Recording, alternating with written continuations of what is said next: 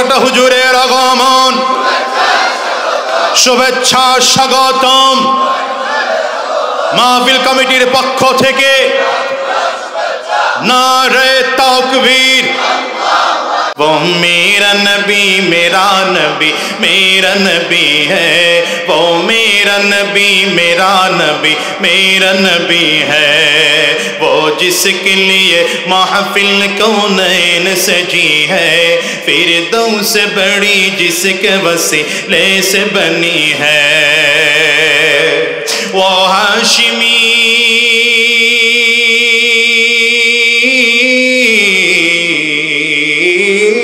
वो हाशिमी मक्की मदनी युल अरबी है, वो मेरा नबी मेरा नबी मेरा नबी है, वो मेरा नबी मेरा नबी मेरा नबी है। अल्लाह का फरमान अलम नशरह लक सदरका मंसूब है जी से वरफअना लक जिक्रका। अल्लाहु अकबर, चिल्ला कौन। अरे पवित्र कुरानुल करीम अल्लाह ताला अरे 25 জন নবীর নাম নিয়েছেন, সবাইকে আল্লাহ তাআলা নাম ধরে ডেকেছেন, কিন্তু না আমার নবীকে আল্লাহ তাআলা কোরআনের কোথাও নাম ধরে ডাকেননি। ডেকেছেন তো তাহা বলে ডেকেছেন, ইয়াসিন বলে ডেকেছেন, ইয়া আইয়ুহাল মুজাম্মিল বলে ডেকেছেন, ইয়া আইয়ুহাল মুদ্দাসসির বলে ডেকেছেন। আল্লাহু আকবার, চিল্লায় কাওনা। আমিয়া নবী তো চিনি নাই, নবী তো চিনে নাই, এজন্য নবী বাদ দিয়ে উল্টা রাস্তায় দৌড়ায়। এখন যুবক নেতা মানে এমন এক লোক রে, নেতার মাথায় টুপি নাই, যুবকের মাথায় টুপি নাই, নেতার মুখেও দাড়ি নাই, যুবকের মুখেও দাড়ি নাই, নেতাও নামাজ পড়ে না, যুবকও নামাজ পড়ে না। চিল্লায় কাও না, ঠিক কি না? এজন্য মুসলমান নেতা যদি মানতে হয় নবীকে মানব। এই রাজি তো? নেতা যদি মানতে হয় কারে মানব? বলো না, কারে মানব? তোমার নেতা আমার নেতা আওয়াজ দেয় না, তোমার নেতা আমার নেতা বিশ্ব নবী মুস্তাফা, ঠিক আছে তো? তোমার নেতা আমার নেতা, আমরা সবাই রাসূল সেনা। এখন নবীর জন্য একটা স্লোগান দেব। আরো সুন্দর সংবাদ হলো কুয়াকাটা হুজুরও চলে আসছেন, নারায়ে তাকবীর। আরে পিছন দিকে তাকান লাগবে না, হুজুর এখানেই আসবে, মিথ্যা কথা কই নাই, মাথায় টুপি দিয়া হুজুরের সহকারে একটা তাকবীর দেব। রাজি তো? এই কাশি দেন, গলা ক্লিয়ার করেন, কাশি দেন। মাশাআল্লাহ, দুই হাত টান টান করে উঁচা করেন, ভালো করে উঁচা করেন। নারে তাকবীর, নারে তাকবীর। তোমার নেতা আমার নেতা বিশ্ব নবী মুস্তাফা, নারে তাকবীর, নারে তাকবীর। यादे हक आमद की ज़ाइरो हैरा, यादे हक आमद की ज़ाइरो हैरा, मरहम आमद ईदिले मजरू हैरा, मरहम आमद ईदिले मजरू हैरा। जिंदा दारद जिक्र सुबह शाम मेरा, जिंदा दारद जिक्र सुबह शाम मेरा, दरता गाफिल बुगज़ारी अय्याम मेरा, दरता गाफिल बुगज़ारी अय्याम मेरा। हफ्ते मरहर अज़्वोरा ज़िक्रे देगार, हफ्ते मरहर अज़्वोरा ज़िक्रे देगार, हफ्ते आज़ा हस्ते ज़ाकिर ए पेसार, हफ्ते आज़ा हस्ते ज़ाकिर ए पेसार। चित्कार करे बोलेन अल्लाहु अकबर, आरो जोरे ज़बान खोले बोलेन अल्लाहु अकबर। कबीर कबीर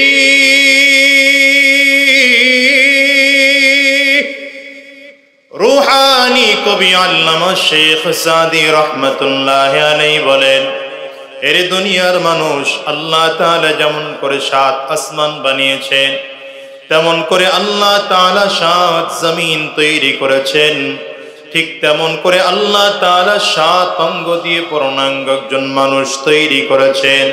7 অঙ্গের মধ্যে এক অঙ্গের নাম হলো মৌলা, 7 অঙ্গের মধ্যে এক অঙ্গের নাম হলো রূহ, আর এই রূহের খোরাক হলো আমার মাওলা পাকের জিকির। জবান খুলে আওয়াজ দিয়া লা ইলাহা ইল্লাল্লাহ, লা ইলাহা ইল্লাল্লাহ, লা ইলাহা ইল্লাল্লাহ। মুখ বন্ধ করে বসে রয়েছেন, মাওলার সাথে শত্রুতা আছে কারো?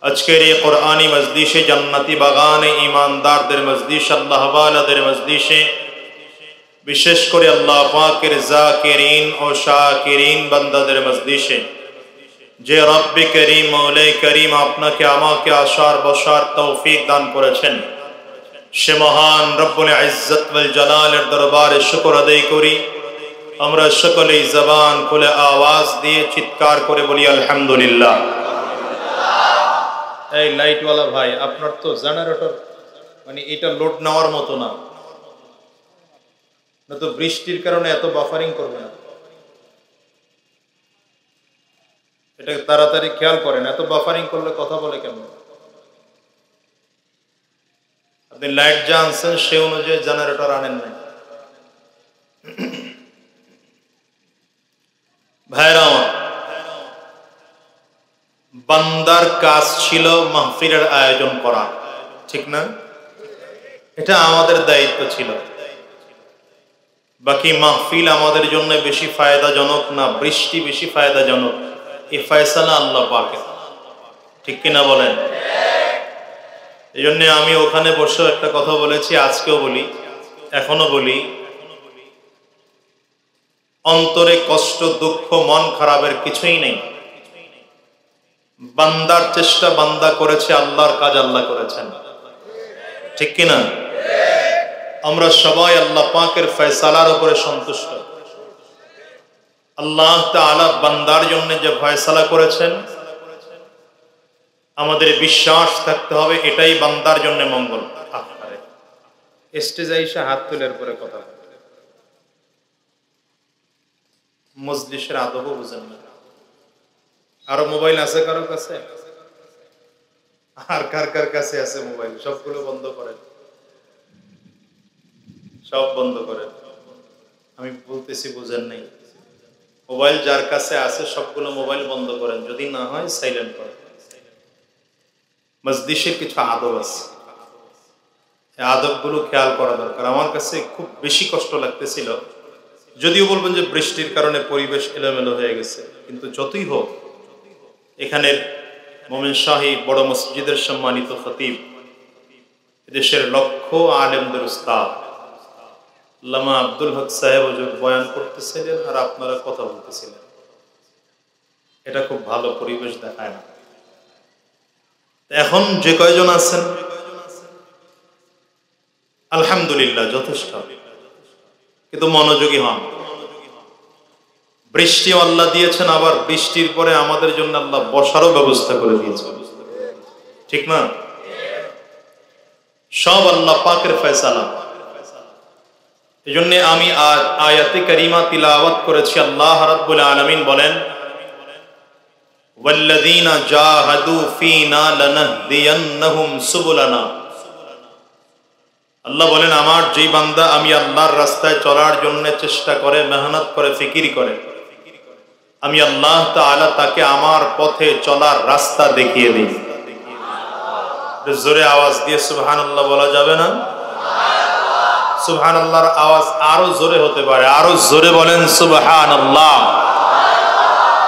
দেখেন, বান্দার কাজ হলো চেষ্টা করা। বলেন বান্দার কাজ কি? সবাই কথা বলেন, বান্দার কাজ কি? ওই যে দুইজন বইছে, কত কষ্ট, এত সুন্দর বিছানা, কষ্ট করে বসা লাগলো কেন?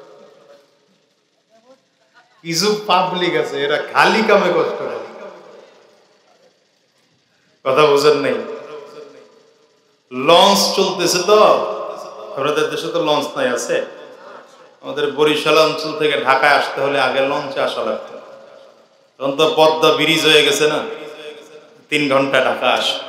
তো লঞ্চে উঠা এক ব্যক্তি হাইটে ওই মাথায় যায়, আবার এই মাথায় যায়, আবার হাইটে ওই মাথায়, আবার হাঁটতে হাঁটতে অবস্থা খারাপ, ঘাইমা অস্থির। এমন হাঁটেন কেন? পতাকায় রাখতেছে।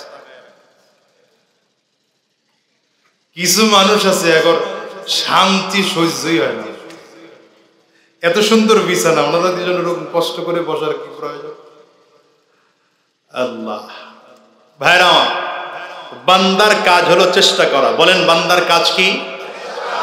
সফলতা দেওয়ার মালিক কে? আরো জোরে বলেন, আঙ্গুলটা উঁচা করে বলেন, ডান হাতের শাহাদাত আঙ্গুল, উঁচা করে চিল্লায় বলেন, সফলতা দেওয়ার মালিক কে?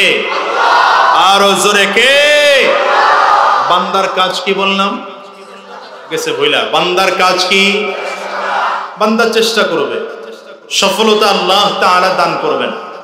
এই জন্য আল্লাহ তাআলা চান বান্দা আমার রাস্তায় চলার চেষ্টা করুক।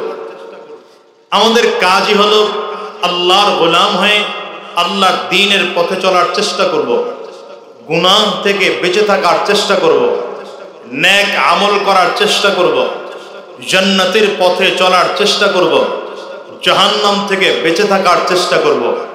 আদৌ পারবো কিনা জানি না, তবে বান্দা যদি আল্লাহ তাআলা চেষ্টা করেন, সে বান্দাকে সফলতা দেওয়ার দায়িত্ব আল্লাহ পাকের, ঠিক না? সফল হলে অসুবিধা নাই, বিফল হলে অসুবিধা নাই। যেমন আজকের এই মাহফিলে আমরা পিছের দিকে জীবনে পিকআপ দেখে নাই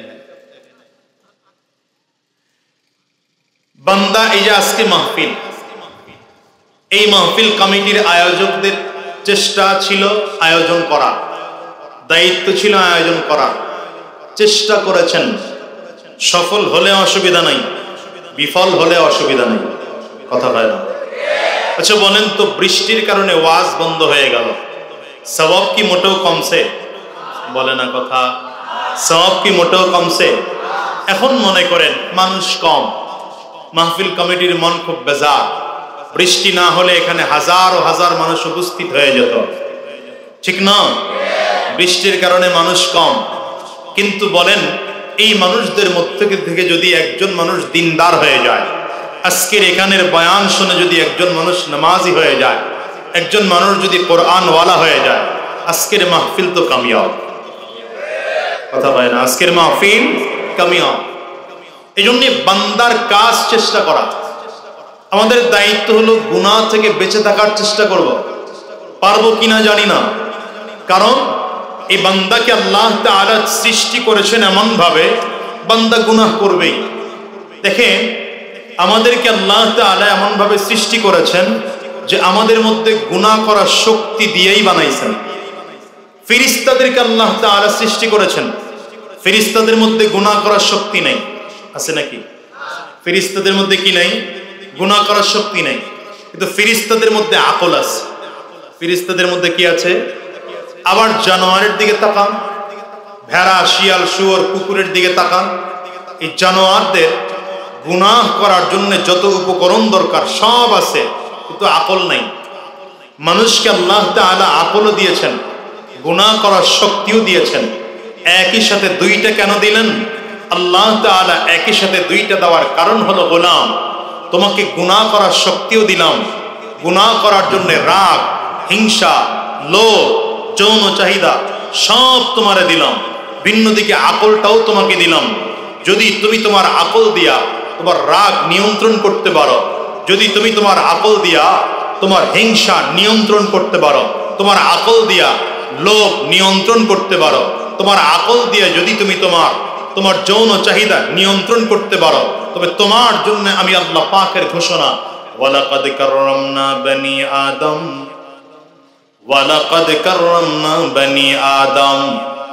যেই মানুষটা দুনিয়া থেকে নিজের আকল দিয়ে নিজের যৌন চাহিদা, রাগ, হিংসা নিয়ন্ত্রণ করতে পারে, রব্বে কারীম বলেন ওই মানুষটার এত দাম পৃথিবীর সকল মাখলুকের চেয়ে বেশি দাম, এমনকি ওই মানুষটার ফেরেশতার চেয়েও বেশি দাম।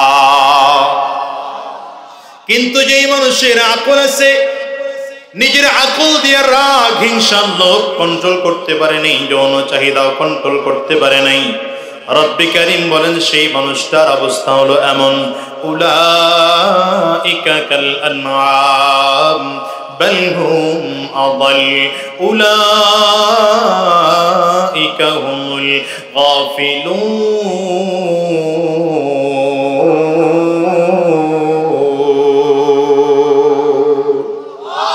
নিজের আকল দিয়ে রাগ, হিংসা, লোভ কন্ট্রোল করতে পারে নাই, নিয়ন্ত্রণ করতে পারে নাই।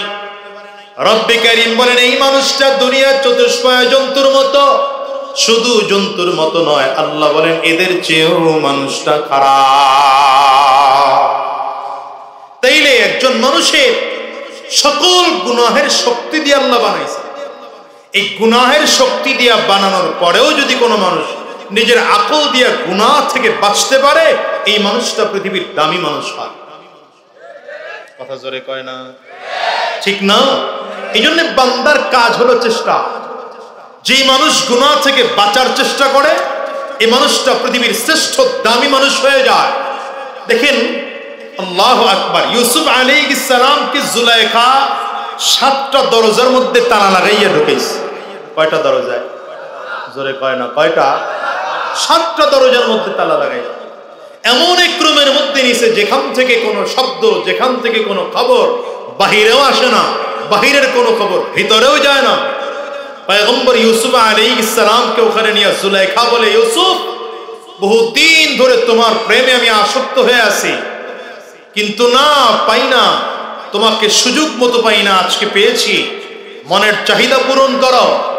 পয়গম্বর ইব্রাহিম আলাইহিস সালাম বললেন, আমার দ্বারা এটা সম্ভব না, আমার রব আছেন, অন্ধকারে গোপনে প্রকাশ্যে গুনাহ যখনই করি আমার রব দেখেন, রবের সাথে এই কাজ করা আমার দ্বারা সম্ভব। জুলাইখার সামনে মূর্তি ছিল, সে চিন্তা করছে মূর্তি পূজা, মনে হয় আমার এই মূর্তি নামের রব দেখে ফেলে, নিজের কাপড় দিয়া মূর্তি ঢেকে দিছে। এই যে দেখো আমার রব ঢেকে দিছে, এখন আর রব দেখবে না। পয়গম্বর ইউসুফ আলাইহিস সালাম বললেন, তোমার রব তো ঢেকে দিলে দেখে না, আমার রব তো এমন এক রব যেই রবকে ঢেকে দিলেও দেখেন, না দিলেও দেখেন, দিনেও দেখেন, গোপনেও দেখেন, প্রকাশ্যেও দেখেন, রাতেও দেখেন। কথা কয় না কেন? সেই রবের নাম কি? আঙ্গুলটা উঁচা করে চিল্লায় জোরে বলেন, সেই রবের নাম কি? যারা ঘুমাইতেছেন তারাও আঙ্গুলটা উঁচা করে বলেন, সেই রবের নাম কি? আরো জোরে বলেন, কি? সেই রবের নাম কি? আওয়াজ করে কোন? সবার ঘুম ভাঙছে, ওই আল্লাহর ওলির ঘুম ভাঙে নাই। ওনার পিঠে হাত দেন। মাশাআল্লাহ, বৃষ্টির ঠান্ডায় চমৎকার ঘুম। বলেন, সেই রবের নাম কি? আরো জোরে, সেই রবের নাম কি? ওই আল্লাহ গোপন হইলেও দেখেন, প্রকাশ্যেও দেখেন, রাতেও দেখেন, দিনেও দেখেন। বান্দার সব গুনাহের খবর আমার আল্লাহর কাছে আছে না নাই? কথা জোরে কয় না? আছে না নাই? ইউসুফ আলাইহিস সালাম বললেন, আমার দ্বারা সম্ভব না। জুলাইখা বারবার করে এই ফুসলাইতেছে। পয়গম্বর ইউসুফ আলাইহিস সালাম চিন্তা করলেন, এখন দৌড় দিয়ে পালানো ছাড়া রাস্তা নাই, তো দৌড় দিলে পালাবো কোথায়? দরজায় তালা লাগানো। হযরত ইউসুফ আলাইহিস সালামের মনে পড়ে গেছে, বান্দা যদি গুনাহ থেকে বাঁচার জন্য রবের কাছে সাহায্য চায়, তো আমার আল্লাহ তাআলা বান্দাকে সাহায্য করার জন্য চলে আসে। এজন্য আল্লাহ কোরআনে বলেন, ওয়া মান ইয়াত্তাকিল্লাহা ইয়াজআল লাহু মাখরাজা, ওয়া মান ইয়াত্তাকিল্লাহা ইয়াজআল লাহু মাখরাজা। রব্বে কারীম বলেন, কোন গোলাম যদি আমি আল্লাহর কাছে গুনাহ থেকে বাঁচার জন্য চেষ্টা করে, আমি আল্লাহ তাআলা তার জন্য বাঁচার রাস্তা বের করে দেই। পয়গম্বর ইউসুফ আলাইহিস সালাতু ওয়াস সালাম দরজার দিকে তাকাইয়া দৌড় দিতে আরম্ভ করলেন। জুলাইখা পেছন দিকে ডাক দেয়, দৌড় দিয়া লাভ নাই, দৌড় দিয়া লাভ নাই। ইউসুফ আলাইহিস সালাতু ওয়াস সালাম সামনের দিকে দৌড়ায়। প্রথম দরজার মধ্যে হাত লাগাইলেন, দরজা খুলে গেল। দ্বিতীয় দরজার মধ্যেও হাত লাগাইলেন, খুলে গেল। তৃতীয় দরজায় হাত লাগাইলেন, খুলে গেল। চতুর্থ দরজায় হাত লাগাইলেন, খুলে গেল। পঞ্চম দরজা, ষষ্ঠ দরজায় হাত লাগাইলেন, খুলে গেল। এক এক করে করে করে করে পয়গম্বর ইউসুফ আলাইহিস সালাতু ওয়াস সালামের জন্য 7টা দরজাই খুলে যায়। এ দুনিয়ার যুবক, তোমাদেরকে বলি, গুনাহ থেকে বাঁচার জন্য চেষ্টা করো, রবের সাহায্য তোমার সামনে চলে আসবে। হ্যাঁ মিয়া, এই আকল দিয়েছেন আল্লাহ তাআলা গুনাহ থেকে বাঁচার জন্য, আকল দিয়েছেন আল্লাহ তাআলা নবীজির আদর্শ অনুযায়ী জীবন পরিচালনা করার জন্য, আকল দিয়েছেন আল্লাহ তাআলা রবকে দুনিয়া থেকে খুশি করে বিদায় করার জন্য। দুনিয়া কামাই করার জন্য আল্লাহ তাআলা আকল দেন নাই, টাকা পয়সা কামাই করার জন্য আল্লাহ তাআলা আকল দেন নাই। আকল যেখানে কাজ করবে না, সেখানে আমার আল্লাহর কোরআন আছে। বান্দা, আকল দিয়ে গুনাহ থেকে বাঁচতে পারো না, কোরআনের কাছে আসো, সুন্নাহর কাছে আসো, কোরআন ও সুন্নাহ অনুযায়ী নিজের জীবনটা চালাও, জীবন সুন্দর হয়ে যাবে। আওয়াজ দিয়ে বলুন।